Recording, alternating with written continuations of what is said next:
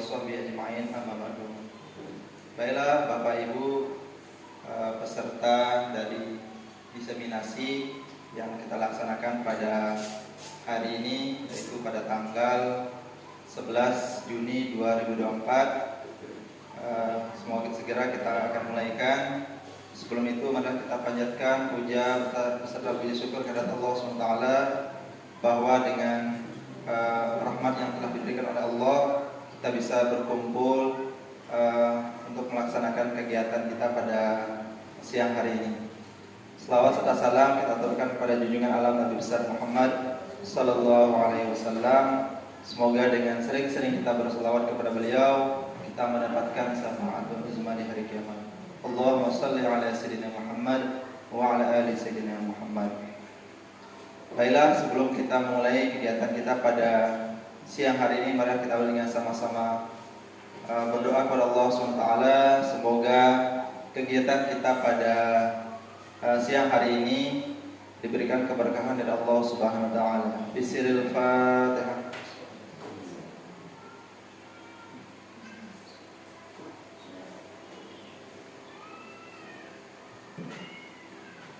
Acara selanjutnya yaitu penyampaian diseminasi penerapan budaya positif di SD Negeri Murbaya yang insyaallah akan disampaikan oleh Zuhur Medan SPD. Pada beliau disilahkan.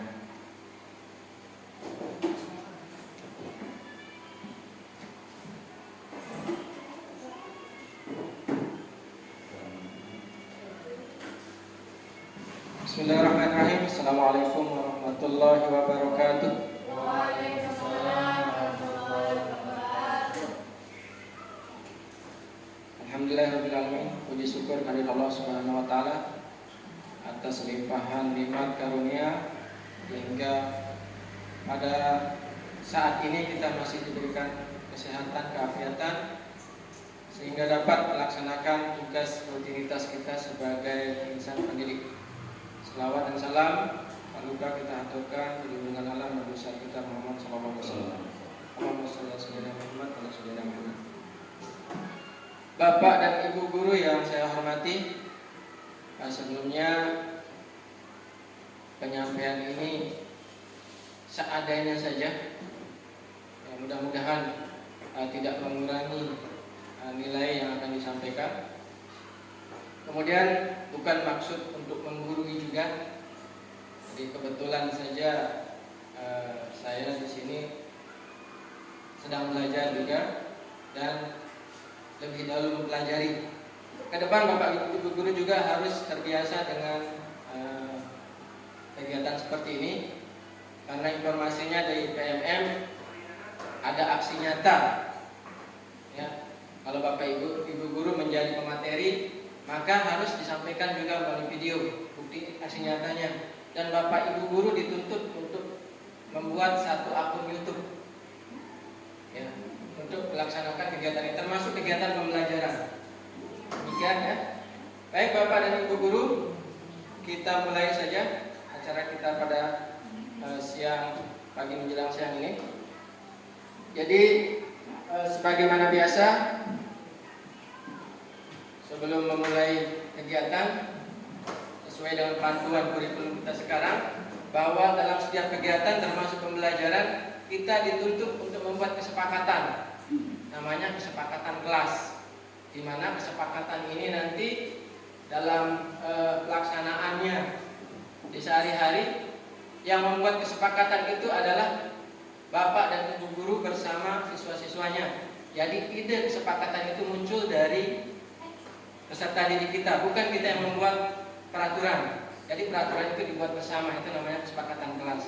Baik, supaya acara kita berjalan sesuai dengan apa yang kita harapkan, barangkali perlu kita buat kesepakatan bersama dulu. Minta tolong seorang Ibu Emma atau siapa bisa menuliskan di kertas yang sudah disiapkan.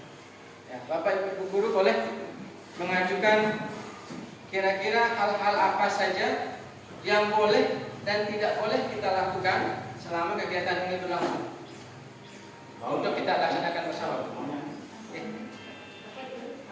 Silahkan Bapak Ibu guru mintanya seperti apa? apa, misalnya selama acara kita boleh makan. Nah, seperti itu maksudnya. Selama acara HP tidak boleh, saya tidak boleh nada dering dan seterusnya. Silakan Bapak Ibu guru yang tentukan. Nah, yang pertama HP di silent. Selanjutnya terserah maunya apa. Tidak memotong pembicaraan.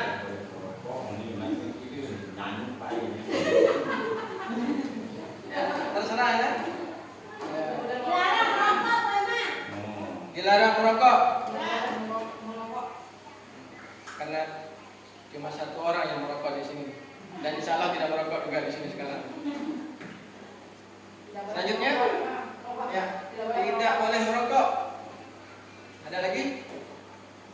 Jangan ribut. Ya. Yang 5 ini merokok aktif. Tidak boleh ribut. Tidak boleh ribut kan? Ya.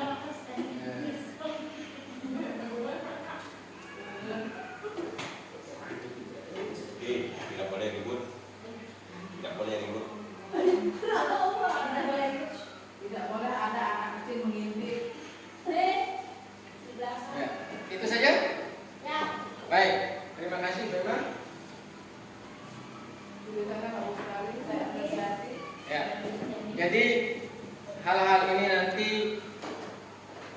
diharapkan bisa dilaksanakan sebelum kegiatan pembelajaran. Boleh satu kali sebelum di satu semester misalnya. Jadi kesepakatan kelas itu kita buat bersama siswa, kemudian kita tempel. Nah dari kesepakatan kelas itu akan muncul namanya budaya positif, nanti kita lanjutkan ya.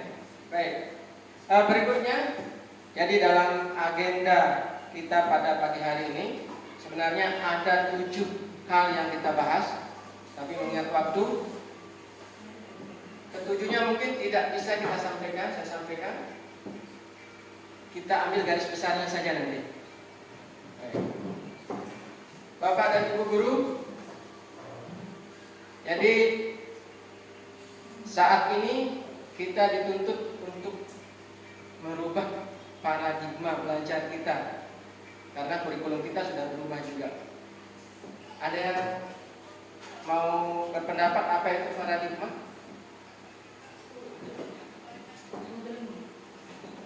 Tanpa googling, pendapatnya apa paradigma? Pola pikir. Pola pikir. Ada yang lain? Kamu desa aktif keundangan. Ya.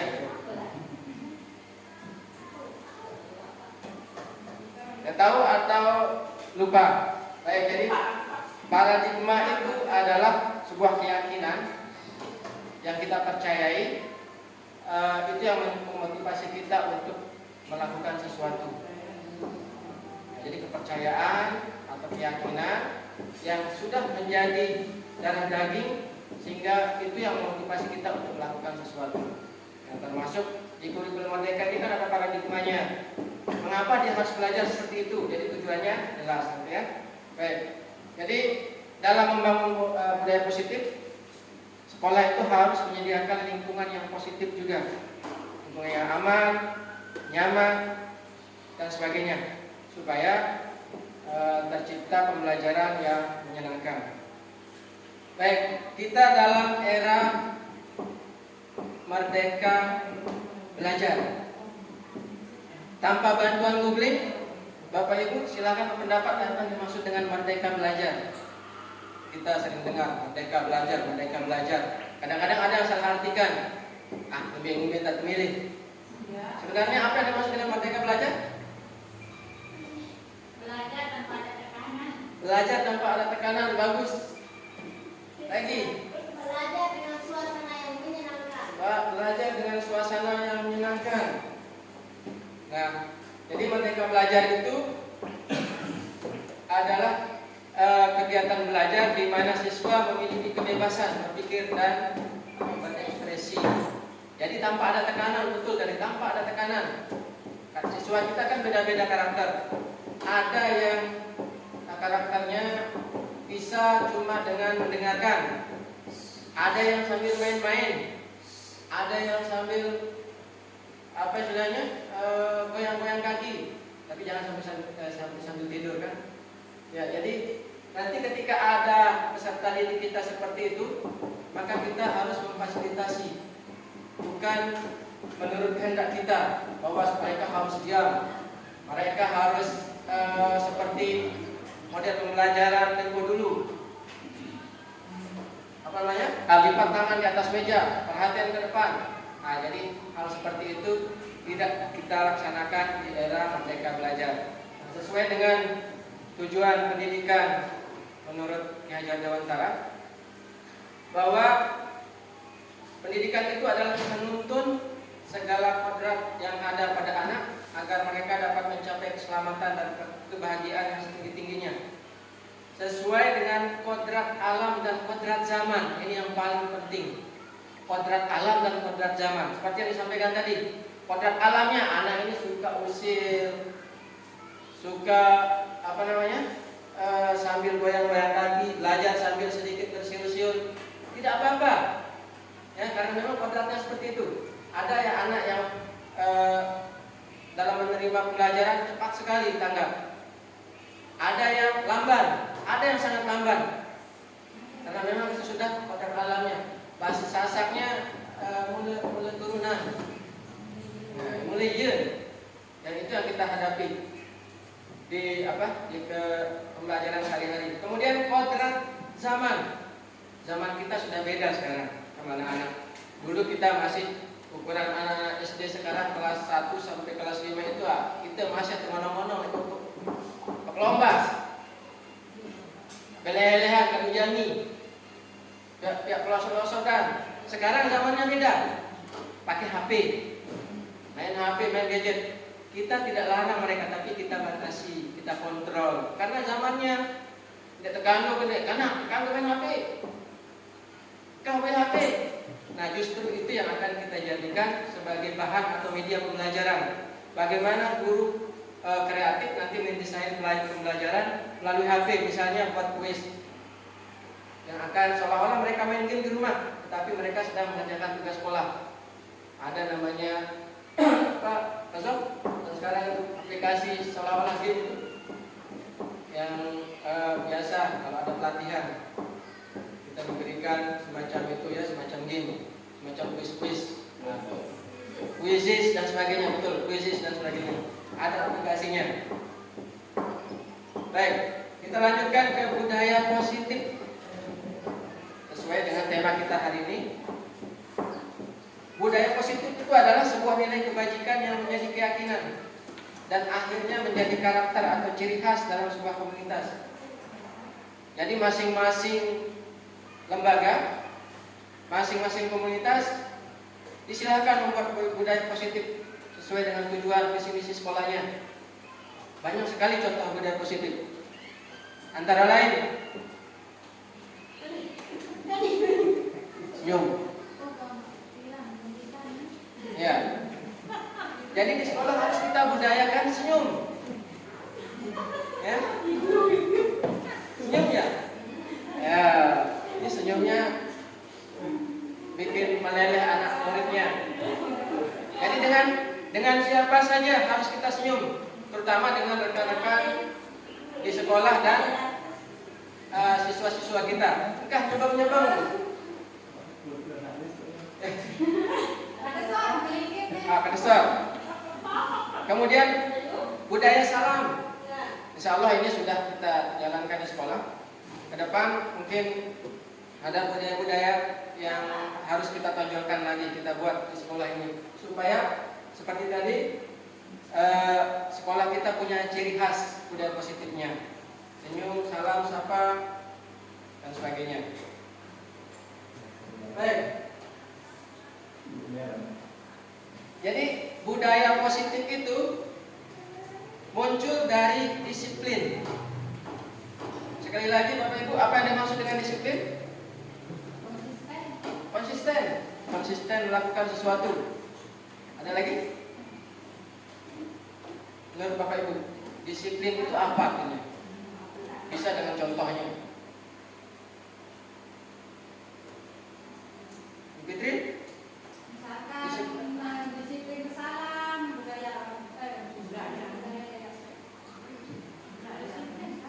Tidak apa-apa, lanjutkan.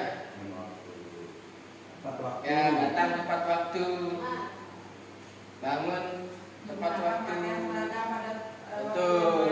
Nah, menggunakan pakaian seragam sesuai dengan aturan sekolah, itu namanya disiplin. Ya. Nah, jilus Senin, kado, pramuka kan tidak termasuk disiplin. Baik. Jadi disiplin itu secara harfiah bahasa Latinnya artinya belajar sebenarnya. Ya. Kemudian dalam terjemahan yang lain, bahwa disiplin itu merupakan sikap dan perasaan taat, patuh terhadap nilai yang dipercayai dan merupakan tanggung jawab. Kalau sudah merupakan tanggung jawab, maka kita akan melaksanakannya tanpa ada paksaan, tanpa ada iming-iming, tanpa harus ada hadiah. Ya. Baik.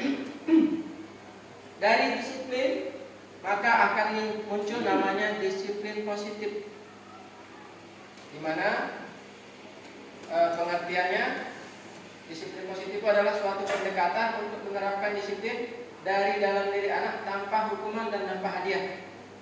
Nah, selama ini kita mendisiplin anak dengan hukuman, sebenarnya itu kurang pas. Ya, kita mau mendisiplin anak dengan hukuman, itu yang harus kita kurangi. Dan bila perlu nanti kita hilangkan. Jangan mendisiplinkan anak dengan hukuman.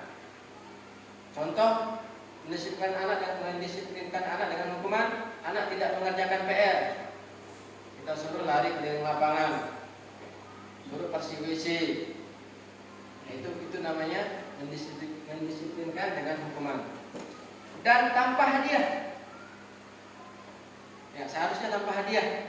Tapi kalau sekedar kata-kata motivasi boleh, ya. Dan kalau hadiah pun sekali waktu untuk lebih memotivasi mungkin dibenarkan, ya. Selanjutnya, perbedaan antara hukuman dan konsekuensi. Hukuman adalah tindakan negatif atau sanksi yang diberikan kepada seorang akibat dari tindakan yang melanggar hukum.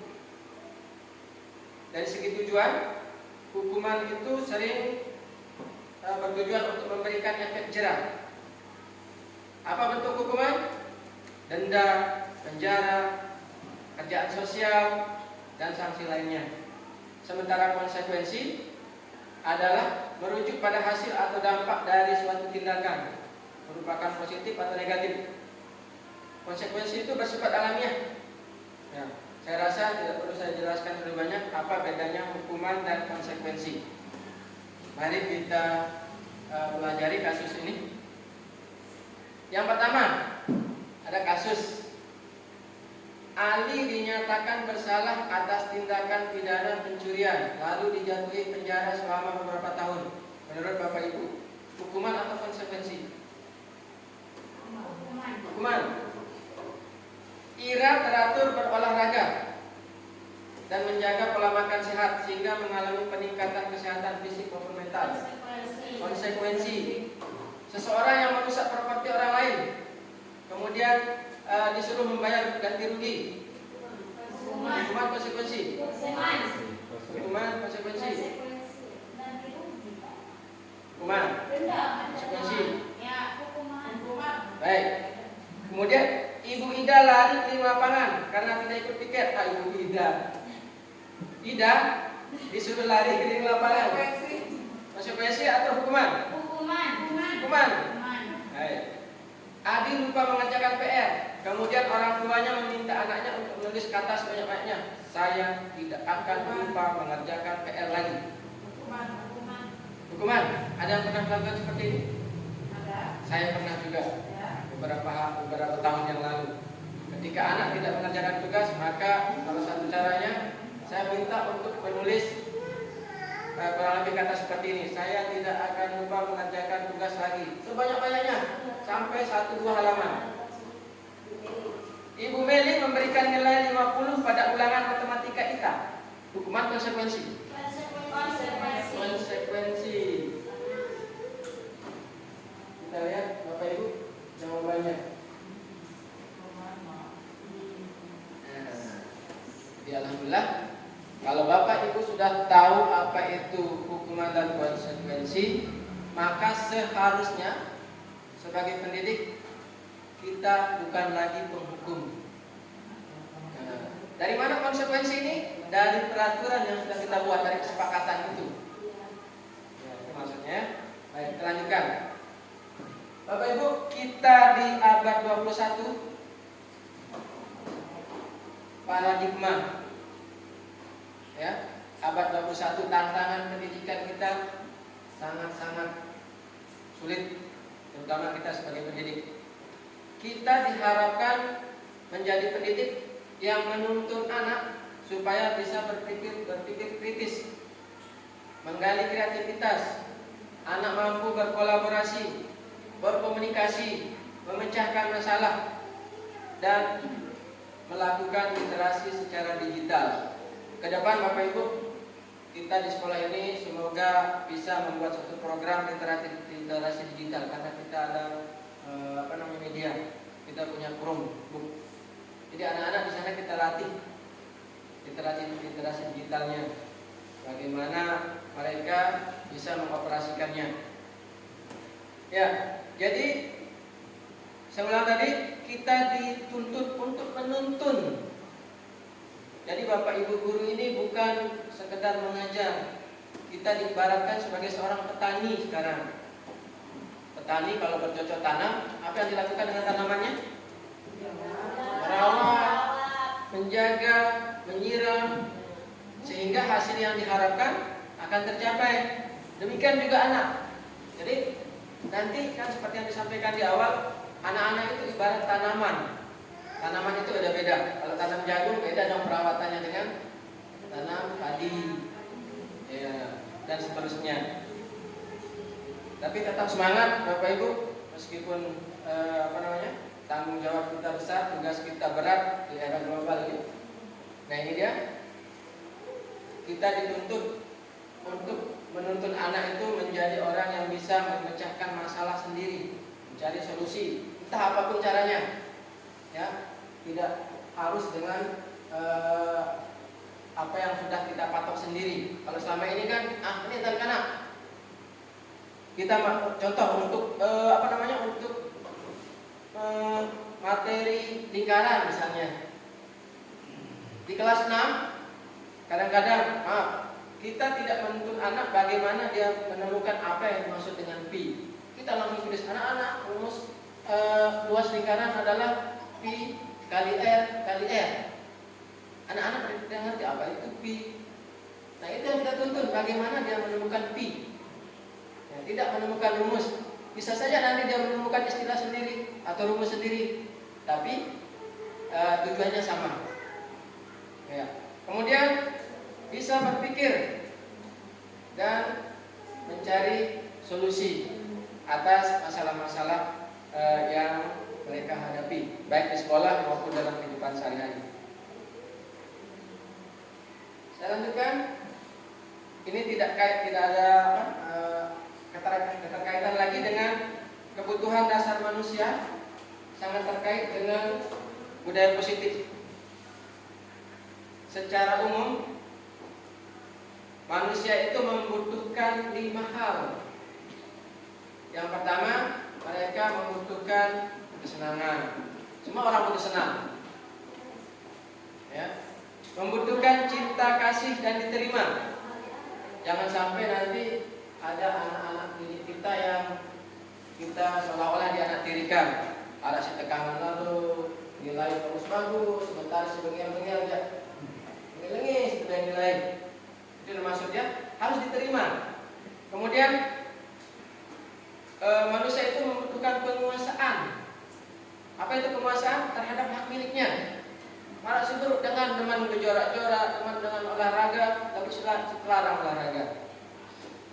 Ya teman belajar sambil goyang-goyang kaki, sambil kontek-kontek, sambil bersiul-siul, kan itu hak miliknya, karakternya dia. Ya. Kemudian semua orang membutuhkan kebebasan. Bebas. Bebas dalam arti yang sesungguhnya, bukan bebas semaunya. Bebas pemilihan milih, saya merusak fasilitas sekolah, bukan itu dimaksud. Dan membutuhkan bertahan hidup atau survival.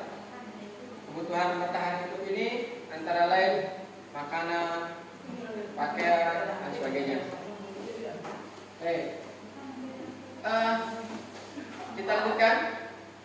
Ini ada sebuah kasus, ya. Ibu Ria, seorang guru SD kelas 6, sedang bingung menghadapi ulah salah seorang muridnya di kelas bernama Agus. Beberapa anak telah datang dan mengeluhkan Agus yang seringkali meminta bekal makan siang dengan paksa. Agus ini igirang palak batur. Jika Anda menghadapi situasi seperti Ibu Ria, kira-kira apa yang Anda lakukan? Menurut Anda kira-kira apa alasan Agus lakukan itu? Yang pertama dulu, kira-kira apa hal pertama yang Bapak Ibu lakukan kalau menghadapi anak seperti Agus? Minta pendapat dengan guru yang lain. Minta pendapat dengan guru yang lain tentang sikap Agus. Bagaimana menyelesaikan? Ya, tanya baik-baik dulu Agus. Tanya baik Agus. Contoh pertanyaannya? Kenapa alasan melakukannya? Apa alasan melakukannya? Tadi pagi tidak sarapan, atau setiap hari tidak pernah sarapan, atau alasan lain. Betul? Ya. Jadi dalam konteks itu, ini termasuk disiplin positif. Jadi kita kembali ke kebutuhan dasar manusia tadi. Misalnya setelah ditanya tadi, Agus kenapa melakukan? Dia bilang, saya tidak pernah sarapan Bu, atau saya lapar Bu, karena tidak bawa bekal makan siang. Maka ini termasuk alasan karena bertahan hidup atau survival. Kemudian teman Agus jadi perhatian Agus, maksudnya dia ingin jadi kasih sayang. Contoh itu, lamun milih seki dengan kan biasa ada perhatian. Misal gubernur Abraya dari SD, alat mau milih lima menit tau jantan, pura-pura. Apa istilahnya sekarang? Caper ya. Cari perhatian supaya dikasih sayang. Kemudian alasan lain karena Agus merasa hebat. Jadi teman-temannya jadi takut. Diakui bahwa dia punya kekuatan. Atau mungkin alasan lainnya karena kebebasan, Agus merasa bosan. Ya, apa istilahnya? Termasuk usil lah. Ya, gak diri gawe ya selainan. Itu namanya. Dan hal-hal ini wajib kita temukan dan selalu kita temukan di anak-anak didik kita. Dan alasan yang kelima untuk iseng atau fun, sekedar iseng-iseng. Ya, jadi kalau kita sudah paham apa itu kebutuhan dasar, maka kita akan bertindak dengan tepat ya terhadap tindakan anak didik kita tersebut.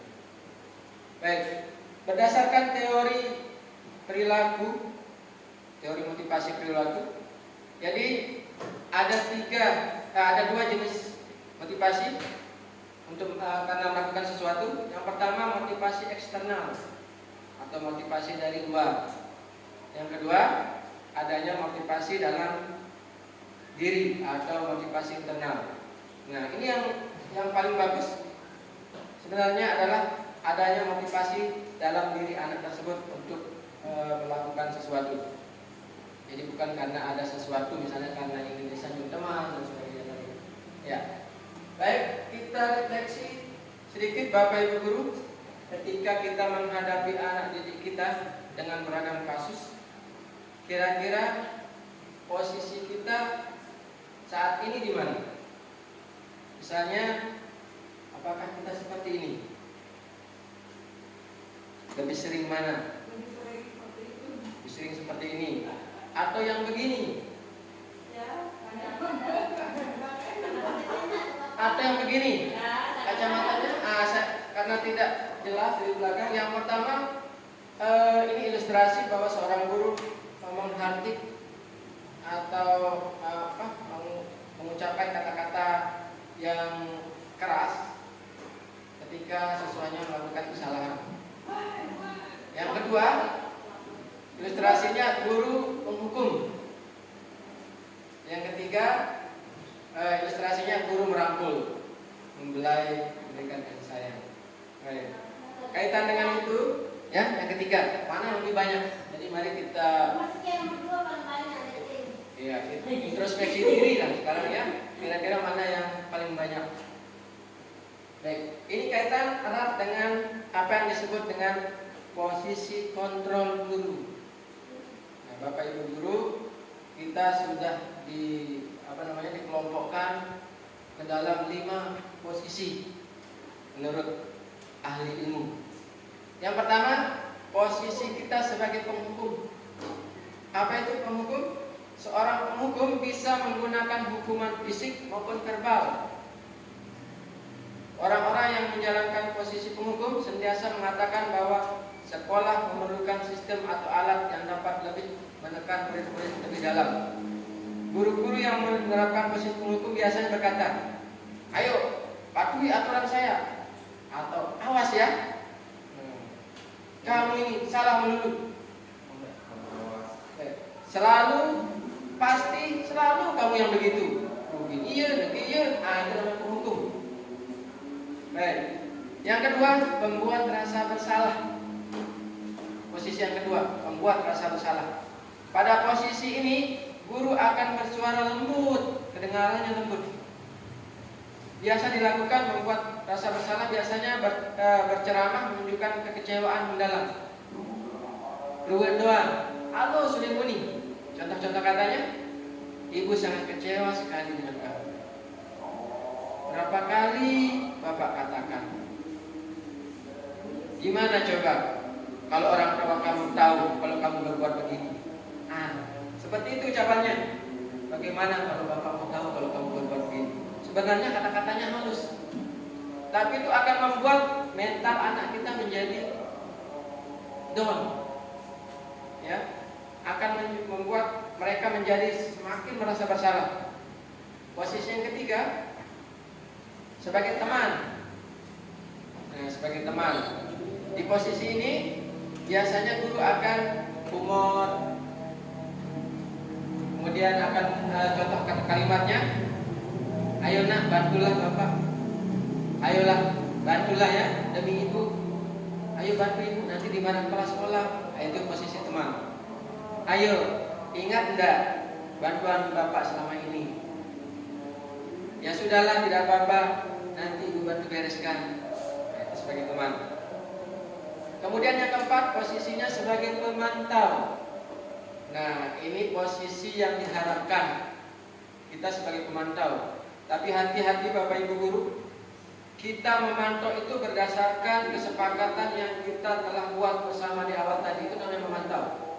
Misalnya HP dimatikan ketika belajar, atau anak-anak selama pembelajaran tidak boleh ada yang makan. Jika itu kesepakatan awal yang dibuat, maka itu kita pantau berdasarkan peraturan, dan peraturan itu harus ada konsekuensi. Bagaimana pertanyaan atau pernyataan yang diucapkan seorang guru sebagai pemantau? Peraturannya apa nak? Kan kita sudah sepakat di dalam kelas nggak boleh makan. Nah, kemarin kita sudah sepakat bahwa setiap hari Senin harus datang awal. Itu namanya pemantau. Tetapi yang Bapak Ibu ucapkan itu sudah tertuang dalam kesepakatan yang merupakan peraturan kesepakatan kelas. Baik. Dan seterusnya ya. Nah, yang paling diharapkan sekali adalah Bapak dan Ibu guru sebagai manajer. Sebagai manajer, posisi ini harus bekerja sama, berbuat bersama dengan murid, mempersilahkan murid mempertanggungjawabkan perilakunya. Kemudian kita mendukung solusi yang ditawarkan oleh murid. Apa kata-kata guru sebagai seorang manajer? Apa yang kita yakini? Misalnya anak kita pernah berbuat salah seperti ini sekarang. Contoh, ada anak murid kita misalnya, siapa contohnya yang suka mengeluarkan kata-kata kotor. Nah, kira-kira menurutmu kata-kata kotor itu bagus atau tidak? Kira-kira setelah tahu efek mengucapkan kata-kata kotor itu, apa yang akan kita lakukan? Itulah manajer. Ya. Apakah kamu yakin dengan berhenti mengeluarkan kata-kata kotor, kita akan atau teman-teman kita menjadi baik, sayang kepada kita? Itu namanya contoh-contoh kalimat seorang manajer. Baik, yang terakhir Bapak Ibu Guru mengenai restitusi. Restitusi adalah proses menciptakan kondisi bagi murid memperbaiki kesalahan mereka sehingga mereka bisa kembali kepada kelompok dengan karakter yang lebih kuat. Restitusi ini Bapak Ibu Guru adalah contoh penyelesaian masalah yang ditawarkan oleh anak didik kita sendiri, bukan kita yang menyelesaikannya.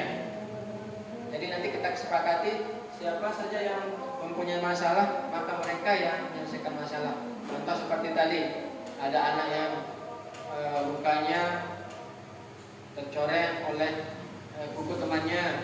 Bagaimana anak-anak itu menyelesaikan sendiri? Kemudian kita tuliskan di kesepakatan, maka itu akan menjadi budaya positif. Restitusi membantu murid menjadi lebih memiliki tujuan, disiplin positif, dan memulihkan dirinya sendiri. Jadi bukan kita yang mendisiplinkan mereka, bukan kita yang memulihkan mereka, tetapi mereka sendiri, ya, yang mendisiplinkan dirinya sendiri. Contoh tadi, seperti kasus tadi, ada anak yang kena mukanya dengan buku. Dia sadar bahwa dengan panjang bukunya salah sedikit namanya akan luka. Kalau dia sudah sadar, berarti dia tidak akan mau memperpanjang atau tidak akan mau melihat buku-buku tangannya panjang. Dia akan memotong sendiri. Itu contohnya Bapak Ibu Guru. Dalam segitiga restitusi ada 3 langkah.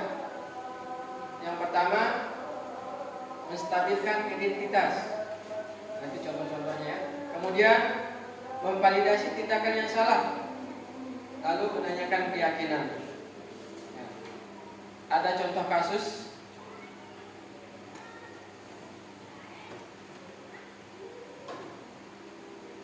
Sebelumnya, bagaimana sih cara menstabilkan identitas? Ketika anak kita mempunyai masalah, kita tidak langsung bilang, "Woi, jangan luar begitu. Salah itu nak.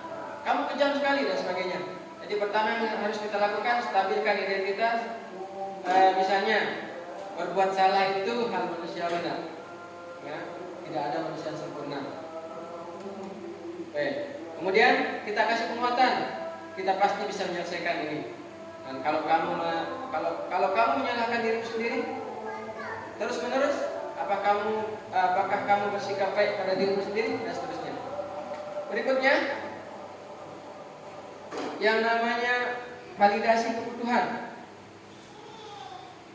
Contoh kalimatnya, kamu pasti punya alasan mengapa melakukannya. Nah, seperti tadi, mengapa siswa tadi itu melakukan atau sampai mencederai temannya, pasti ada alasannya.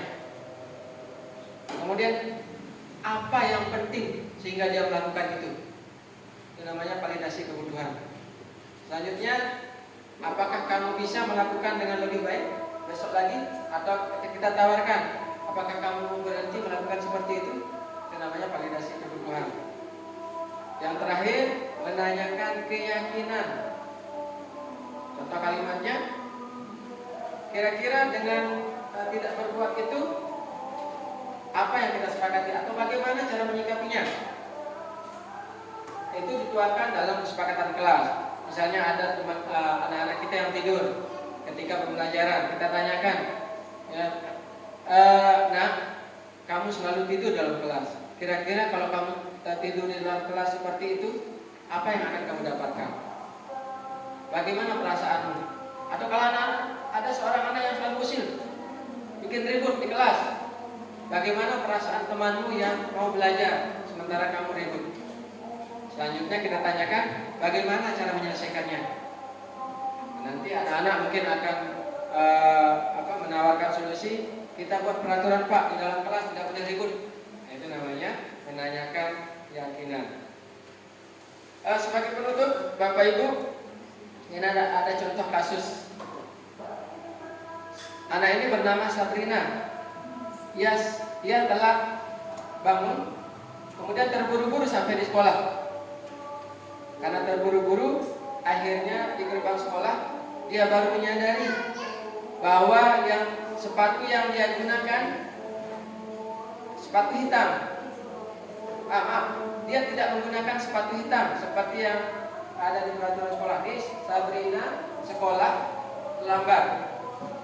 Kemudian karena terlambat, lupa kalau hari itu dia harus pakai sepatu hitam.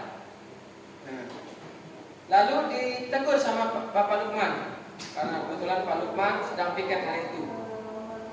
Sabrina pada saat itu menggunakan sepatu warna coklat. Sabrina sudah menjelaskan bahwa dia terburu-buru tadi dan telah mengakui kesalahannya. Akan tetapi Pak Lukman tidak mau tahu. Ia tetap bersikeras bahwa peraturan harus ditegakkan. Ya sudahlah, kamu sudah melanggar peraturan sekolah. Kamu salah, sudah terlambat, salah pula warna sepatunya. Jadi sudah terlambat, salah pakai warna sepatu. Sabrina sudah minta maaf. Nah, kemudian karena Pak Lukman tidak mau tahu, akhirnya Sabrina pun diberikan hukuman. Sabrina disuruh copot sepatunya dan Sabrina pun menurut. Dia copot sepatunya dan memberikan kepada Pak Lukman. Sekarang untuk lebih memahami itu tadi, Bapak Lukman sebagai seorang manajer, ya seharusnya Pak Lukman sebagai seorang manajer, apa yang perlu dikatakan sebenarnya Pak Lukman tadi? Bapak tahu kamu memiliki sepatu warna coklat, itu menarik. Tapi karena peraturan kita harus warna hitam, sebaiknya pakai warna sepatu hitam. Nah, seperti itu ya. Nah, kemudian menurut Bapak Ibu, nilai kebajikan apa yang ingin dituju peraturan yang harus pakai sepatu warna hitam? Kalau di sekolah Bapak Ibu punya peraturan misalnya kita anak-anak harus pakai sepatu warna hitam pada hari Senin sampai dengan disiplin. Ada lagi? Selain disiplin?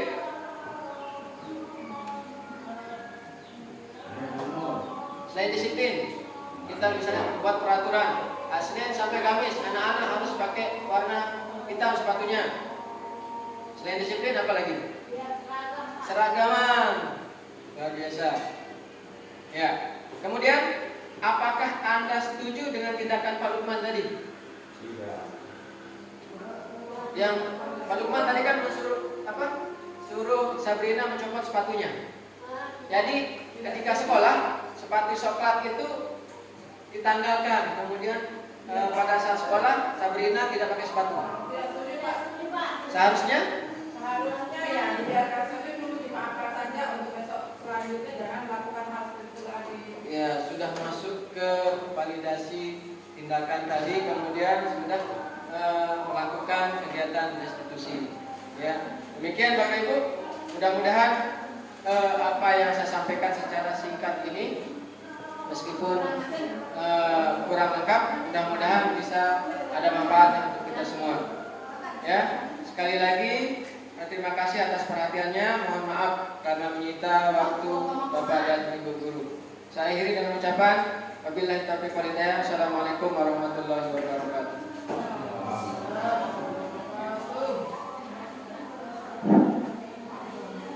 Demikian tadi pemaparan yang telah disampaikan oleh Pak Fazlul Mizan. Semoga dengan apa yang telah disampaikan memberikan dampak positif pada sekolah kita ya, untuk sebagai penerapan budaya muslim setiap harinya. Baiklah, untuk menutup kegiatan kita pada siang hari ini, marilah kita tuh sama-sama baca hamdalah. Alhamdulillahirabbil alamin. Sekian dari saya, kurang lebihnya mohon maaf. Wassalamualaikum warahmatullahi wabarakatuh.